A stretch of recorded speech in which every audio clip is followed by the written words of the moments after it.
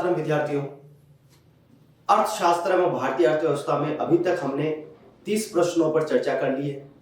आगे की चर्चा को हम शुरू करते हैं और आज की इस कक्षा में हम 15 जो बेसिक क्वेश्चन है हमारे प्रश्न नंबर 31 से लेकर 45 तक डिस्कस करेंगे।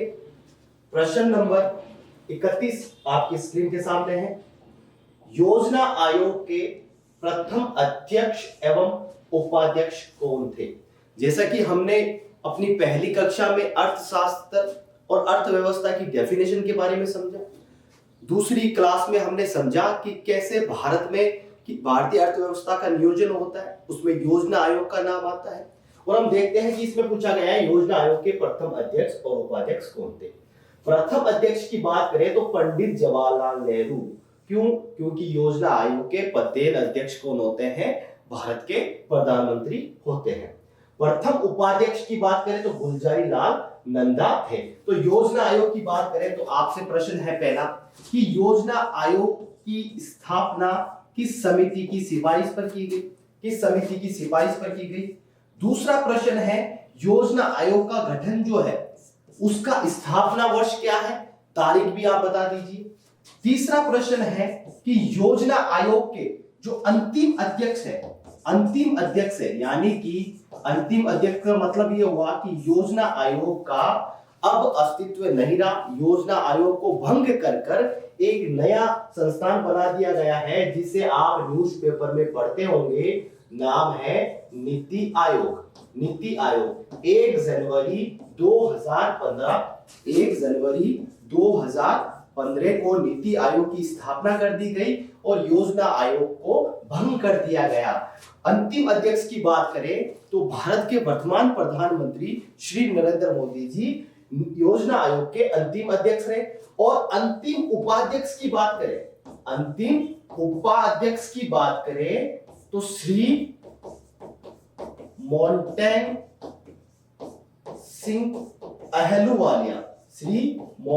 सिंह अहलूवालिया इनके अंतिम उपाध्यक्ष थे। तो कितने प्रश्न बने और सभी जो प्रतियोगी परीक्षा में आने वाले महत्वपूर्ण प्रश्न है। योजना आयोग के प्रथम अध्यक्ष पंडित जवाहरलाल नेहरू, योजना आयोग के प्रथम उपाध्यक्ष गुलजारी लाल नंदा जी थे। और आपसे प्रश्न पूछा गया, कमेंट कीजिएगा, किस समिति की सिफारिश पर योजना आयोग बना था, गठन का वर्ष क्या था, और अंतिम अध्यक्ष की बात करें तो श्री नरेंद्र मोदी जी और अंतिम उपाध्यक्ष की बात करें तो श्री मोंटेग सिंह अहलूवालिया जी थे। तो चलते हैं नेक्स्ट प्रश्न की ओर।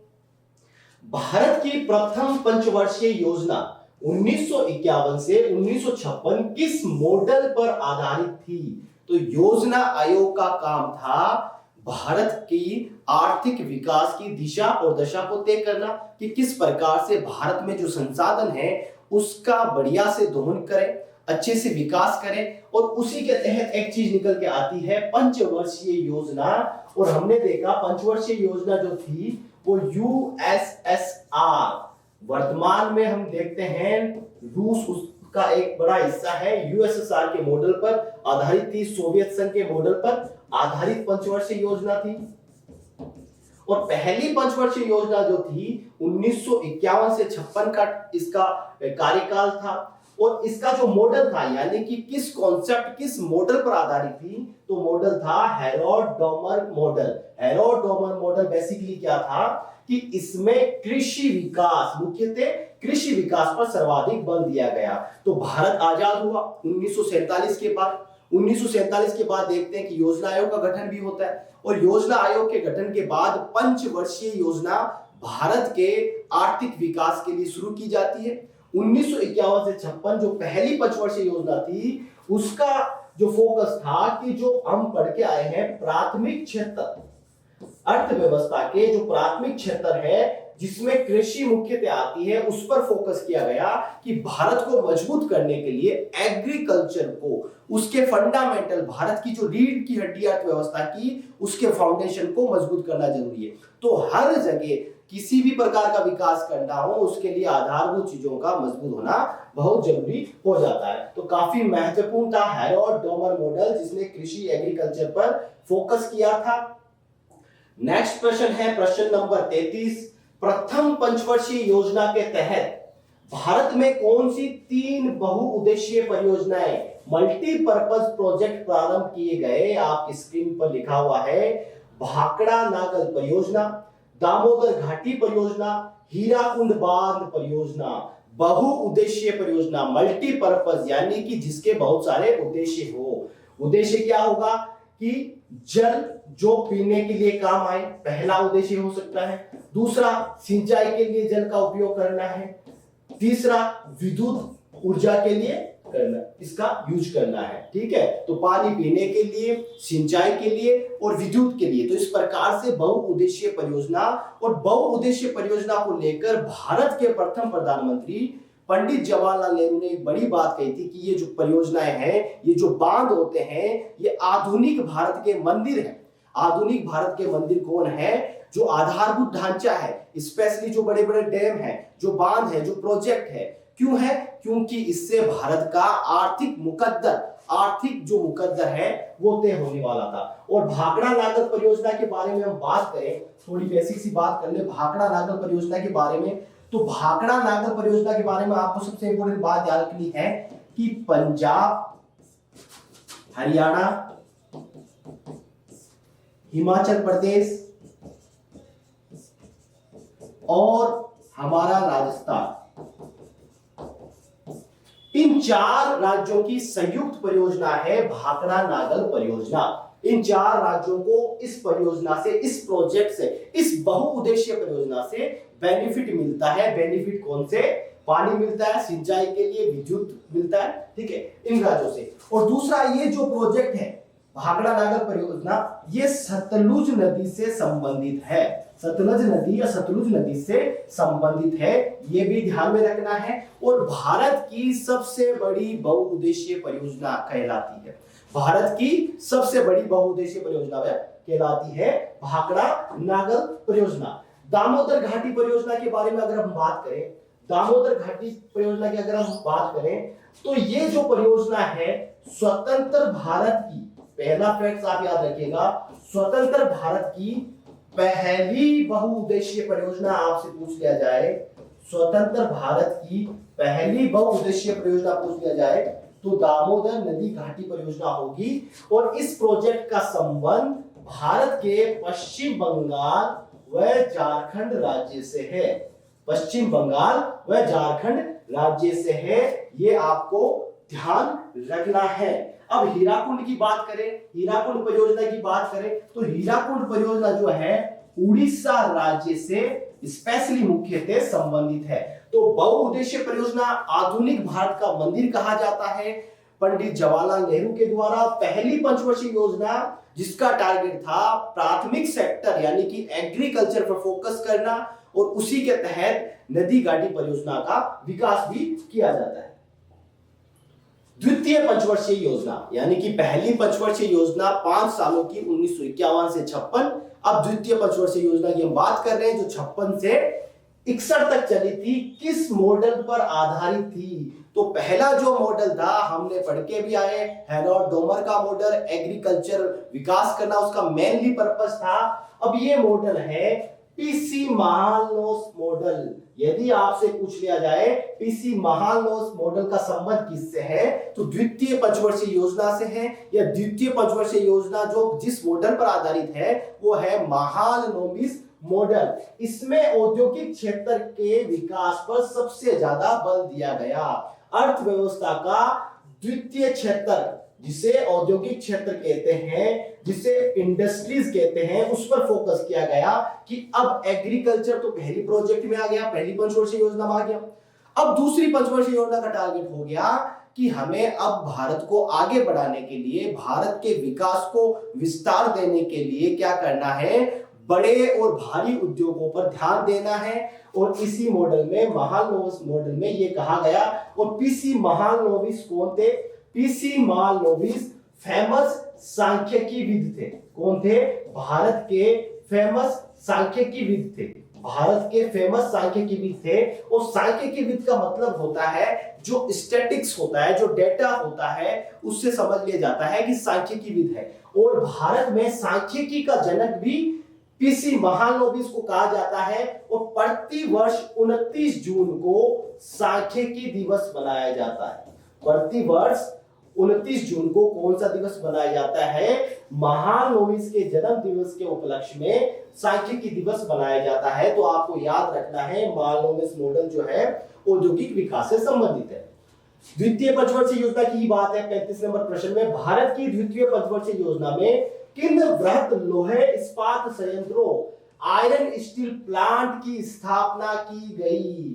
तो राउरकेला उड़ीसा में स्थित है, भिलाई छत्तीसगढ़, दुर्गापुर पश्चिम बंगाल। इन 3 इस्पात संयंत्र जो आयरन स्टील प्लांट है उसे स्थापित किया गया। द्वितीय पंचवर्षीय योजना का टारगेट क्या था? औद्योगिक विकास करना।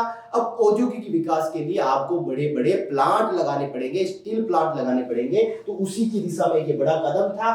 और राउरकेला के बारे में हम बात करें, राउरकेला जो है जर्मनी के सहयोग से, किस देश के सहयोग से? क्योंकि हम नए अभी 1947 के बाद आजाद हुए थे, हमें बहुत सारे सहयोग की आवश्यकता थी। वो सहयोग टेक्नोलॉजी के रूप में, वो सहयोग आर्थिक रूप से था, वो राजनीतिक रूप से था। तो जर्मनी ने राउरकेला जो उड़ीसा में संयंत्र स्थापित है सहयोग किया था। भिलाई जो छत्तीसगढ़ वाला है, इसमें सहयोग करने वाला जो देश है वो उस समय का यूएसएसआर, जिसे सोवियत संघ कहा जाता था, सोवियत संघ कहा जाता था। हालांकि अब सोवियत संघ का नामो निशान इस दुनिया के नक्शे में नहीं रहा। उसका कारण है सोवियत संघ का 1990 के बाद विघटन हो गया है। तीसरा दुर्गापुर पश्चिम बंगाल। और दुर्गापुर जो संयंत्र है वो यूके यानी कि ब्रिटेन के सहयोग से स्थापित किया गया, ब्रिटेन के सहयोग से स्थापित किया गया। तो ये द्वितीय पंचवर्षीय योजना की बात हो रही है। काम के बदले अनाज कार्यक्रम की शुरुआत किस पंचवर्षीय योजना में की गई? काम के बदले अनाज कार्यक्रम चलाया गया। यह चलाया गया 5वीं पंचवर्षीय योजना, जिसका कार्यकाल है 1974 से 1979। अगर हम फिक्स समय की बात करें तो 1977 और 78 में यह कार्यक्रम चलाया गया था। 1977 और 78 में यह कार्यक्रम चलाया गया था। और यह कार्यक्रम कितना महत्वपूर्ण था भारत के लिए? क्योंकि भारत में खाद्य सुरक्षा, फूड सिक्योरिटी की सबसे ज्यादा जरूरत थी, तो उस दिशा में यह सबसे बड़ा कदम माना जा सकता है। 1977 और 78 में यह कार्यक्रम शुरू हुआ। खाद्य सुरक्षा की दिशा में एक बड़ी पहल थी भारत सरकार के द्वारा।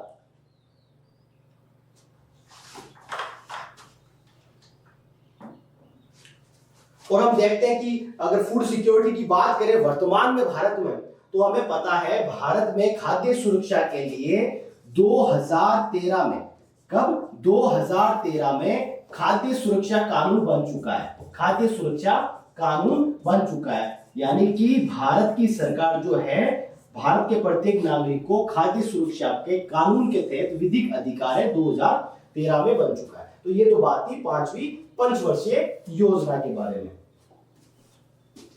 भारत में पंचवर्षीय योजना के स्थान पर कुल 6 वार्षिक योजनाएं, ईयरली प्लान प्रारंभ की गई। इन वार्षिक योजनाओं का काल क्रम देखना है। अब तक क्या था, हम पढ़ रहे हैं कि भारत का आर्थिक विकास करने के लिए पंचवर्षीय योजना का फॉर्मूला चल रहा है, लेकिन 3 बार ऐसे समय आया या फिर 6 ऐसी वार्षिक योजना चली राजनीतिक आर्थिक कारणों से, जिससे पंचवर्षीय योजना को रोकना पड़ा। यानी कि 5 साल का जो प्लान है वो बाधित हुआ, उसमें 1 साल का प्लान बनाया और उसके तहत आर्थिक विकास किया गया। तो वो समय कौन कौन सा है?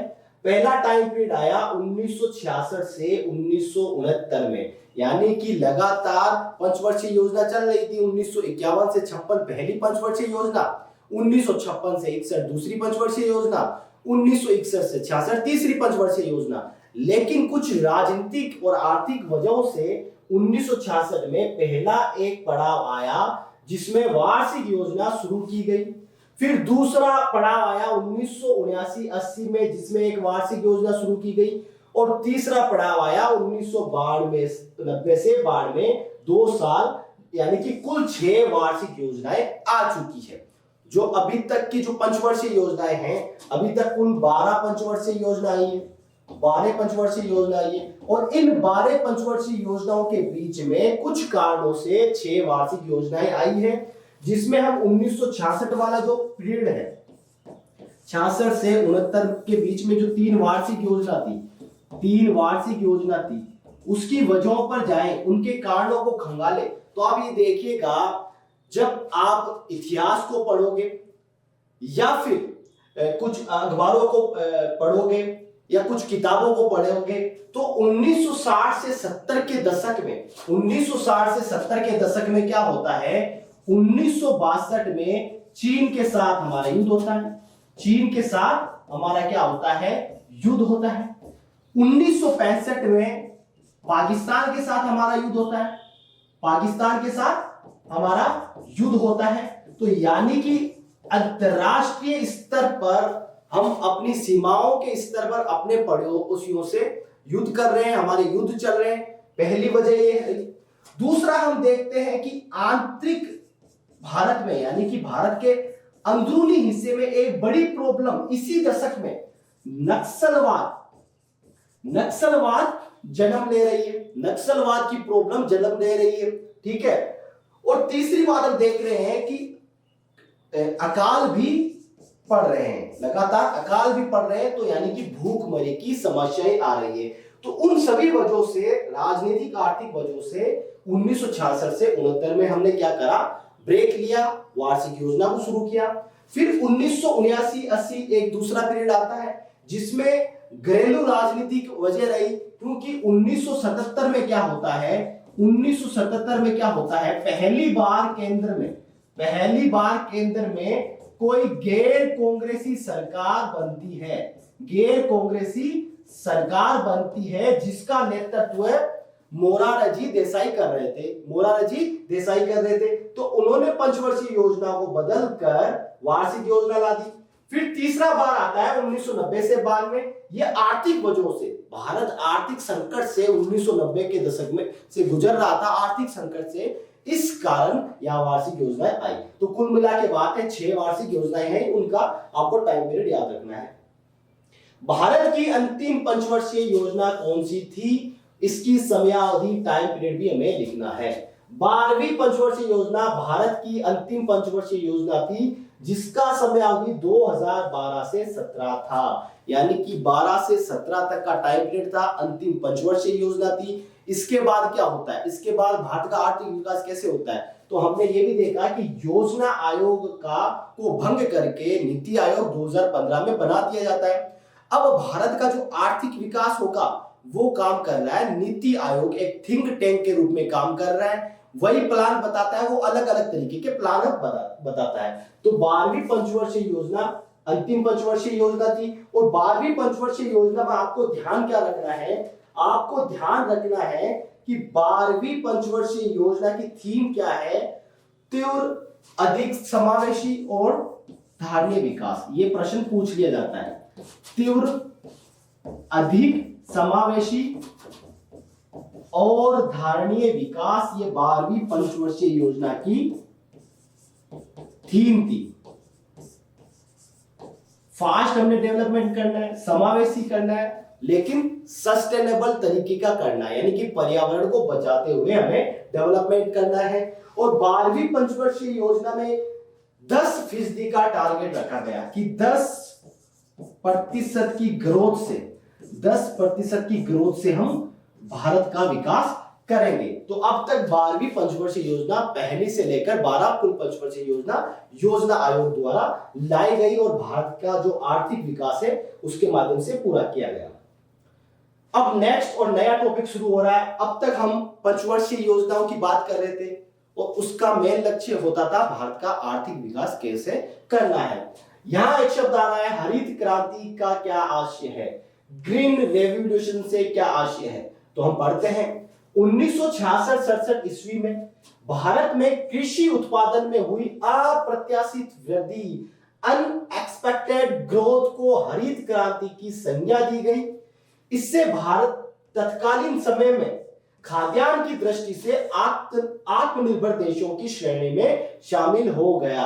तो भारत क्या था, नया 1947 के बाद आजाद हुए हम, बहुत सारी चुनौतियां थी। सबसे बड़ी चुनौतियां थी विभाजन का जो दंश हम झेल रहे थे, एकीकरण की प्रक्रिया से हम गुजर रहे थे, और बहुत सारी जो परंपरागत चुनौतियां, गरीबी, भूखमरी, बेरोजगारी, जो कुरीतियां थी, बहुत सारी चैलेंजेस से हम गुजर रहे थे एक राष्ट्र के रूप में, एक देश के रूप में।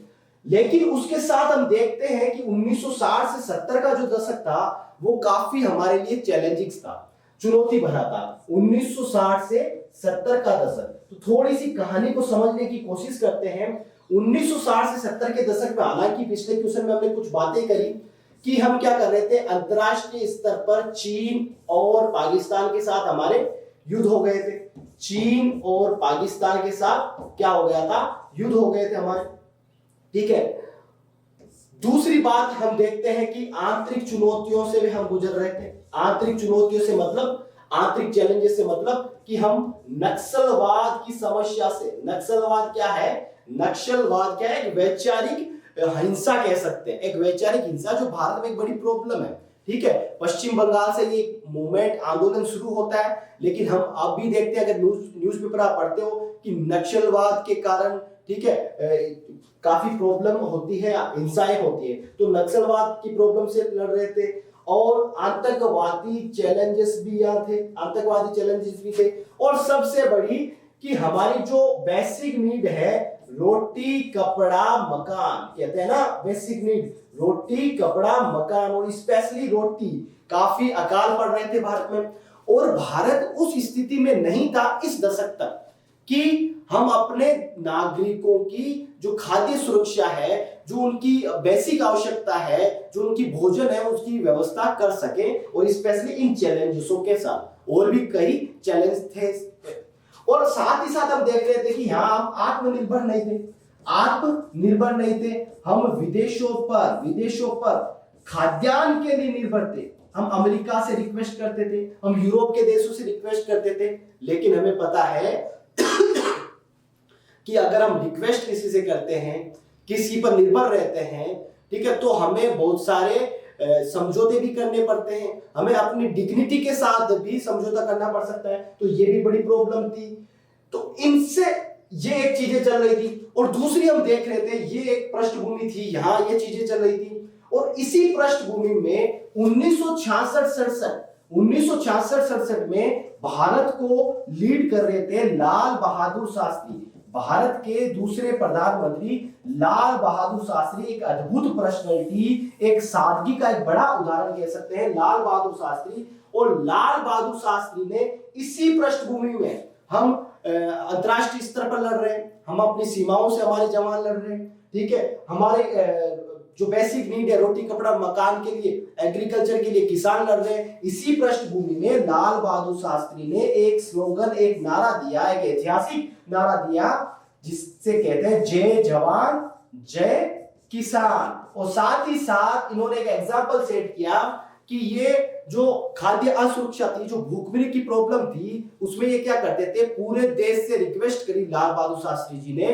कि आप एक वक्त का भोजन कीजिए और एक वक्त उपवास रखिए, ठीक है। ये चीजें चल रही थी, लेकिन हमें आत्मनिर्भर भी बनना था, जय जवान जय किसान, पूरा मोटिवेशन मिल रहा था, सारी कुछ चीजें इधर चल रही थी। लेकिन साथ ही साथ हम देखते हैं इसी समय एक व्यक्ति आता है, नॉर्मन बोरलॉग।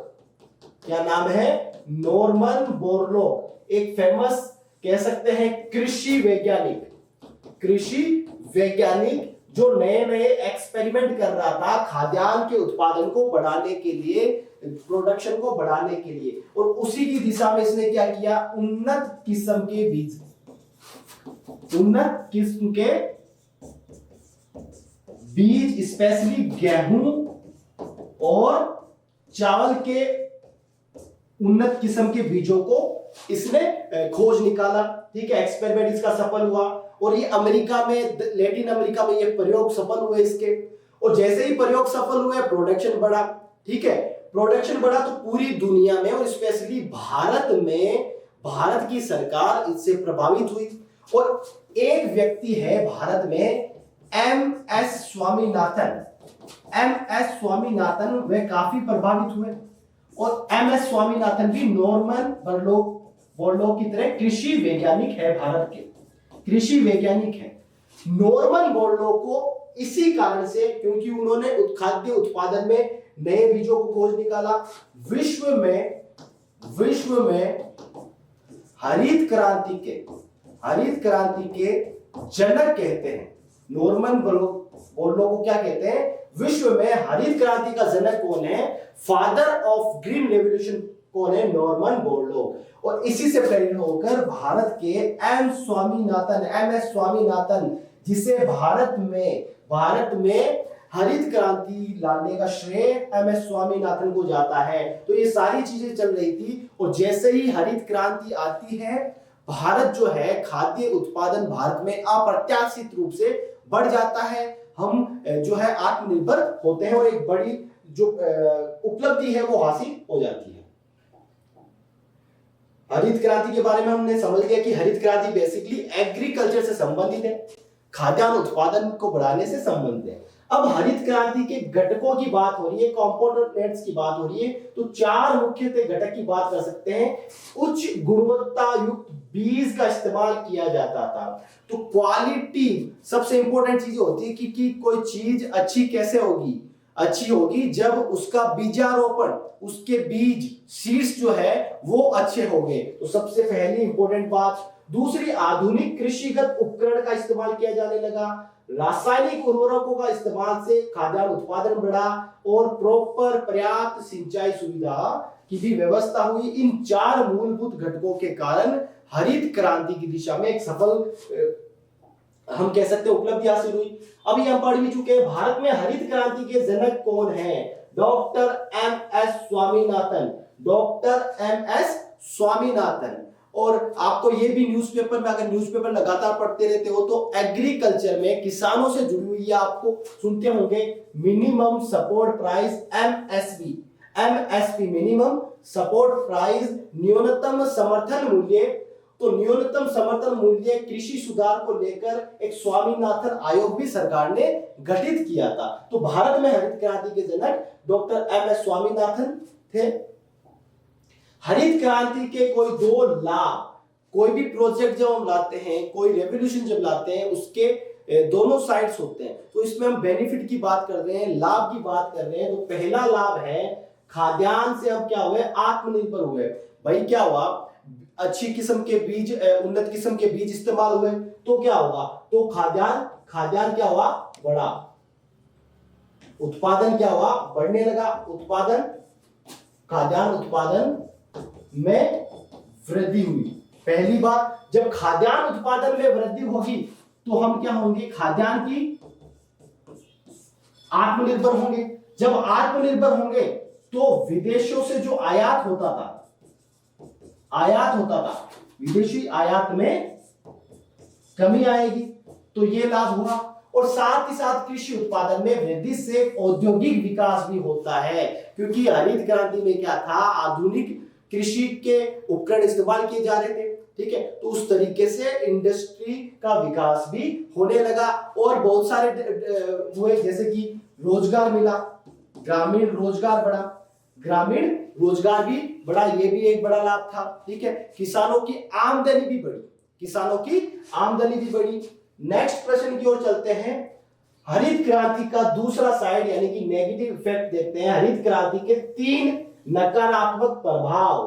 तो हरित क्रांति के जितने लाभ तत्कालीन समय में मिले थे, वो सबसे बड़ा लाभ था कि हम खाद्यान्न की दृष्टि से आत्मनिर्भर हो गए। लेकिन उसके साथ साथ हम देखते हैं कि जब चीजें एक्सट्रीम, अति की स्थिति में पहुंचती है, तो उसके नेगेटिव साइड भी सामने आते हैं। तो पहला नेगेटिव साइड, हरित क्रांति का प्रभाव पूरे संपूर्ण देश में नहीं होकर केवल पंजाब, हरियाणा, पश्चिमी उत्तर प्रदेश तक ही सीमित था। इसका मतलब है हरित क्रांति से भारत में क्षेत्रीय असमानता उत्पन्न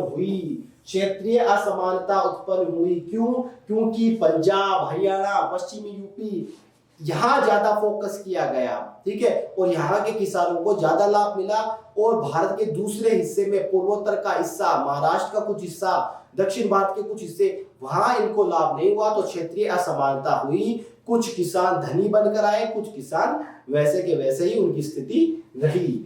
इससे गेहूं व चावल के उत्पादन में तो वृद्धि हुई, परंतु शेष फसलों की स्थिति यथावत रही। मतलब कि गेहूं व चावल पर ज्यादा फोकस किया गया क्योंकि खाद्य सुरक्षा की दिशा में आगे बढ़ना था। लेकिन हुआ क्या, गेहूं व चावल की उत्पादन में बढ़ाने के चक्कर में हुआ कि दूसरी जो नकदी फसलें हैं उस तरीके की फसलों का उत्पादन नहीं हुआ, तो यहां पर फसलों में भी गड़बड़ी होने लगी।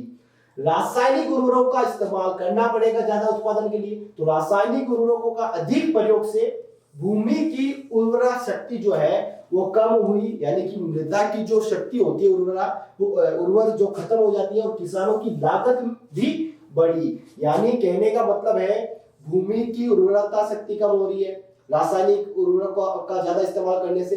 और साथ में हम देखते हैं स्पेशली राजस्थान, उत्तरी राजस्थान में किस ज्यादा सिंचाई के इस्तेमाल से क्या हो रहा है, ज्यादा सिंचाई के इस्तेमाल से बहुत सारी प्रॉब्लम्स भी आ रही है। ठीक है, जो अंडरग्राउंड वाटर है उसका दोहन हो रहा है, सेम की समस्या भी आ रही है, तो काफी कुछ प्रॉब्लम भी हरित क्रांति के साथ आई। Question number 44। अब ये नया टॉपिक शुरू हो जाता है। ठीक है, नया टॉपिक शुरू हो जाता है, तो पंचवर्षीय योजना एक टॉपिक रहा हमारा, एक हरित क्रांति रहा, और अब हमारा टॉपिक आ जाता है कि भारत को आर्थिक विकास में टॉप पर लाने के लिए आजाद भारत की जो सरकार थी 1947 के बाद से क्या क्या आर्थिक सुधार किए और क्यों किए। भारत में आर्थिक सुधार, इकोनॉमिक रिफॉर्म, उदारीकरण, निजीकरण, वैश्वीकरण को किस वर्ष अपनाया गया? 1991 में अपनाया गया। तो इसकी पृष्ठभूमि पर बात कर लेते हैं कि 1991 में क्यों अपनाया गया। 1947 के बाद, आजादी के बाद, 1950 के दशक के बाद हमारा फोकस था कि हमें जो है एक संतुलित विकास करना है। हमारी जो बेसिक प्रॉब्लम है, गरीबी की प्रॉब्लम है, बेरोजगारी की प्रॉब्लम है, उस पर हमें काम करना है। तो उसी दिशा में हमने क्या किया, हमने नियोजित अर्थव्यवस्था को अपनाया। हम ये पढ़ के भी आए, नियोजित अर्थव्यवस्था को भारत ने अपनाया। नियोजित अर्थव्यवस्था के साथ हमने मिश्रित अर्थव्यवस्था, मिश्रित अर्थव्यवस्था कहने का मतलब है कि हमने पूंजीवाद और समाजवाद दोनों ही विचारधाराओं के तत्वों का मिश्रण को अपनाया। पूंजीवाद निजी सेक्टर में उद्योग होंगे, समाजवाद सरकार का नियंत्रण होगा उत्पादन और वितरण पर, इन दोनों को अपनाया।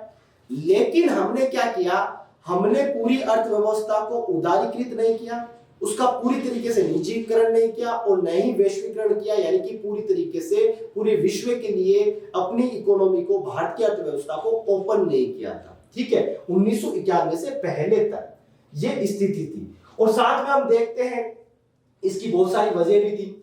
लेकिन हम देखते हैं जैसे ही 1980 का डिकेड आता है, 1980 के डिकेड में बहुत सारे ऐसी वजह होती है जिसमें ऐसे राजनीतिक फैसले हो जाते हैं, और राजनीतिक फैसलों में ऐसा आर्थिक जो है कुशलता नहीं दिखाई देती, आर्थिक असंतुलन होता है। ठीक है, आर्थिक दृष्टिकोण से फैसले नहीं होते, राजनीतिक दृष्टिकोण से फैसले होते हैं। तो उससे क्या होता है कि भारत, भाई सरकार का जो पैसा आता है, सरकार के पास जो पैसा आता है उसका एक ही तरीका है राजस्व, रेवेन्यू। तो राजस्व तो कम आ रहा है सरकार के पास, लेकिन इसका व्यय जो है वो अधिक किया जा रहा है। अब किसी के पास पैसा कम है, 1000 रुपए आ रहा है, वो खर्च 5000 कर रहा है, तो घाटे में ही होगा। तो यही बात सरकारों पर भी लागू होती है। ठीक है, राजस्व, रेवेन्यू कम आ रहा है, लेकिन उसका एक्सपेंडिचर्स, व्यय जो है, खर्चा जो है, अपनी आमदनी के अनुपात में ज्यादा कर रहे हैं। तो इससे क्या हो गया, अब खर्चा ज्यादा करेंगे तो पैसा कहीं से तो लेना ही पड़ेगा, तो सरकारें भी कर्ज लेती है, सरकारें भी कॉर्पोरेट घरानों से कर्ज ले सकती है, विदेशी सरकारों से कर्ज ले सकती है, और अंतरराष्ट्रीय स्तर पर आप IMF, इंटरनेशनल मॉनेटरी फंड और वर्ल्ड बैंक का नाम सुनते हैं, इनसे हम कर्ज लेते हैं। ठीक है, पूरे दुनिया के देश जिन्हें भी आवश्यकता होती है वो कर्ज लेते हैं। तो ये सारी चीजें चल रही थी, और ऐसे कुछ फैसले हमारे हो गए थे कि हमारे पास जो हम विदेशों से आयात करते हैं, विदेशों से हम जो आयात करते हैं, आयात तो करना पड़ेगा क्योंकि आत्मनिर्भर कोई भी पूरी तरीके से देश नहीं है। और क्रूड ऑयल का आयात हम सबसे ज्यादा करते हैं, कच्चे तेल का आयात सबसे ज्यादा करते हैं। तो आयात जो करते हैं, उस आयात को पूरा करने के लिए हमें विदेशी मुद्रा में कर्ज देना, पैसे चुकाना पड़ते हैं। विदेशी मुद्रा यानी कि डॉलर में हमें पैसे देना पड़ता है। तो 1980 के 90 के दशक में क्या हुआ, 90 आते आते विदेशी मुद्रा भंडार हमारा इतना ही बचा कि हम 15 दिन का ही अपना जो आयात है उसको बैलेंस में बैठा सकते थे। 15 दिन का ही हम आयात मंगा सकते थे किसी दूसरे देश से, किसी भी प्रकार की वस्तुओं को मंगाना हो, सेवाओं को खरीदना हो, विदेशी मुद्रा, ये स्थिति थी। और हमारा जो कर्ज था उस कर्ज को चुकाने की हम हैसियत में नहीं थे। जो हमारा कर्ज था वो काफी सरप्लस में चल गया था, भारत का कर्ज काफी सरप्लस में चल गया। तो अब हमें क्या करना पड़ा, ऐसी स्थिति बन गई और हम गए आईएमएफ के पास, इंटरनेशनल मॉनेटरी फंड के पास गए और उन्हें बोला कि कर्ज दो। ठीक है, हालांकि आईएमएफ ने $7 बिलियन 1990 में $7 बिलियन का कर्ज दिया, लेकिन उन्होंने कहा कि कुछ कंडीशनें, कुछ शर्तें होंगी हमारी। किसने कहा, इंटरनेशनल मॉनेटरी फंड, अंतरराष्ट्रीय मुद्रा कोष एक संस्थान है, विदेशी बैंक एक संस्थान है जो कर्ज देने का काम करते हैं। तो आईएमएफ ने $7 बिलियन का कर्ज दिया और इस शर्त पर दिया कि भारत की इकोनॉमिक्स को आप एलपीजी पर लाओगे। एलपीजी मतलब liberalisation, privatisation, globalisation. Liberalisation, privatisation, globalisation, उदारीकरण, निजीकरण, वैश्वीकरण करना पड़ेगा, तभी जाके हम कर देंगे। तो भारत के जुलाई, ये काफी इंपॉर्टेंट समय है, जुलाई 1991 में भारत में नई आर्थिक नीति की शुरुआत कर दी। क्या कर दी, नई आर्थिक नीति की शुरुआत कर दी। और इस नई आर्थिक नीति को ही एलपीजी की पॉलिसी कहा जाता है, या फिर उदारीकरण, निजीकरण, वैश्वीकरण की नीति कहा जाता है। और ये जब ये लागू हुई जुलाई 1991 में, इस समय भारत के जो पीएम थे पीवी नरसिम्हा राव जी थे, पीवी नरसिम्हा राव जी थे।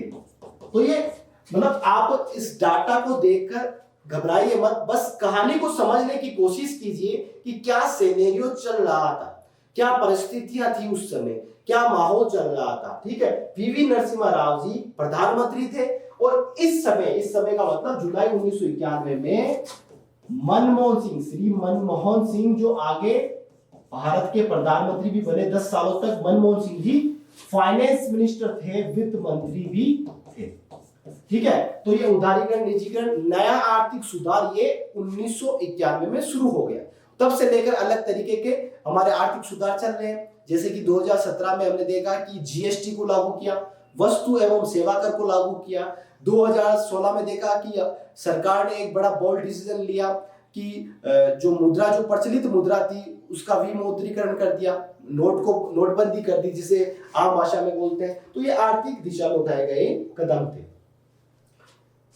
अंतिम प्रश्न आज की क्लास का, उदारीकरण, निजीकरण, वैश्वीकरण का सामान्य अर्थ बताओ। सिंपल से मतलब है उदारीकरण, लिबरलाइजेशन, कि देश में व्यापारिक प्रतिबंधों को समाप्त करना, ये होता है उदारीकरण। यानी कि 1991 से पहले भारत में क्या था, तरह तरीके के कानून थे, नियम थे, कायदा थे। कोई भी आपको व्यापार शुरू करना है, छोटा काम शुरू करना है, उसके लिए अलग अलग जाके आपको सरकारों से अनुमति लेनी पड़ती थी। और उस चक्कर में क्या होता था, काफी समय लग जाता था, और धंधे में जो है वो समय नहीं लगना होता है, काफी समय जाया होता था। और उसके साथ साथ एक भ्रष्टाचार कल्चर भी चलता था। ठीक है, क्योंकि जहां नौकरशाही हावी होती थी, ब्यूरोक्रेट्स हावी होते थे, और फिर करप्शन के माध्यम से जो पैसा देता था उससे क्या होता था, जल्दी काम होता था। तो ये सारी चीजें चलती थी। अब 1992 के बाद देश में व्यापारिक प्रतिबंधों में कमी आई, लिबरलाइजेशन कर दिया। यानी कि आज हम देख रहे हैं कि सिंगल विंडो सिस्टम, किसी को भी अगर उद्योग लगाना है तो उससे इतना टाइम अब नहीं लगता। तभी तो हम देख रहे हैं कि अब क्या है, अब चल रहा है स्टार्टअप कल्चर। भारत में सुन रहे हैं ना कि स्टार्टअप कल्चर हो गया, कि कोई भी उद्योग धंधा करता है उसको टाइम नहीं लगता। और आप अभी सोनी टीवी पर एक शो भी आता है शार्क टैंक नाम से, शार्क टैंक नाम से, वो स्टार्टअप को फंड करता है। वो मतलब भारत में एक जो आर्थिक माहौल है उसकी दिशा में अच्छा कदम है, एक माहौल बन रहा है स्टार्टअप कल्चर को लेकर। तो ये क्यों हो रहे हैं, क्यों बड़े बड़े कॉर्पोरेट घराने उभर रहे हैं, क्योंकि लिबरलाइजेशन हो गए, उस तरीके के प्रतिबंध नहीं रहे। दूसरा है निजीकरण यानी कि प्राइवेटाइजेशन, सार्वजनिक उद्यमों का निजी क्षेत्र को हस्तांतरण। आप सुनते हो कि रेलवे का कुछ जगह रेलवे का निजीकरण हो गया, कुछ जगह जो एयरप्लेन है एयर इंडिया का निजीकरण हो गया, और बहुत सारी चीजें हैं जो सरकारी है, जो सार्वजनिक के घाटे में चल रही है, सरकार निजी सेक्टर को सौंप देती है। काफी सड़कों को हम देखते हैं कि निजी सेक्टर पर बनता है, पीपीपी मॉडल पर, पब्लिक प्राइवेट पर बनता है, साझेदारी के साथ बनता है, ठीक है। तो ये बहुत सारी चीजें हम देखते हैं कि निजीकरण होता जा रहा है। तो वो ही निजीकरण है कि सार्वजनिक उद्यम नहीं होगा, निजी क्षेत्र पर उसका स्वामित्व होगा, ओनरशिप होगी। ग्लोबलाइजेशन क्या होता है? भारतीय अर्थव्यवस्था का वैश्विक अर्थव्यवस्था से जुड़ाव। तो भारत का दुनिया के तमाम तरीके के जितने भी देश हैं जिनके हमारे राजनीतिक संबंध मधुर है, उनसे हमारे आर्थिक संबंध भी बने हुए हैं। इवन राजनीतिक संबंध मजबूत भी नहीं है, मधुर भी नहीं है, तो भी आर्थिक संबंध है, जैसे चीन के साथ, ठीक है। तो अब जो है आर्थिक संबंधों पर ज्यादा चर्चा होती है, तो वैश्वीकरण भी आ गया। तो हमने 45 प्रश्नों पर बात कर ली है। आप इन बेसिक प्रश्नों को बढ़िया से कीजिए, अच्छे से समझिए, मैं बार बार यही कहता हूं अपनी क्लास में, ठीक है, ताकि आगे जाकर, और उस बच्चे के लिए काफी महत्वपूर्ण है जो बच्चा प्रतियोगी परीक्षा की, किसी भी प्रतियोगी परीक्षा की जिसमें जीके या जीएस का पोर्शन है, तैयारी करने की सोच रहा है, उसके लिए ये क्लासें काफी बेनिफिट होने वाली है। भले ही आपको एंटरटेनमेंट ना हो, भले ही आपको जो यूट्यूब पर जो मनोरंजन की दृष्टि से क्लासें लगती है वो ना हो, लेकिन उसके लिए आपको मैं बोलता हूं एंटरटेनमेंट नहीं, सिलेक्शन के लिए बोर होना पड़ेगा, ठीक है। तो बात यहीं तक रखते हैं, आगे की कक्षा में भी हम चर्चा करेंगे। नेक्स्ट जो शेष प्रश्न है हमारे 150 तक प्रश्न है बेसिक इकोनॉमिक्स के। तब तक के लिए जय हिंद, जय भारत, जय राजस्थान।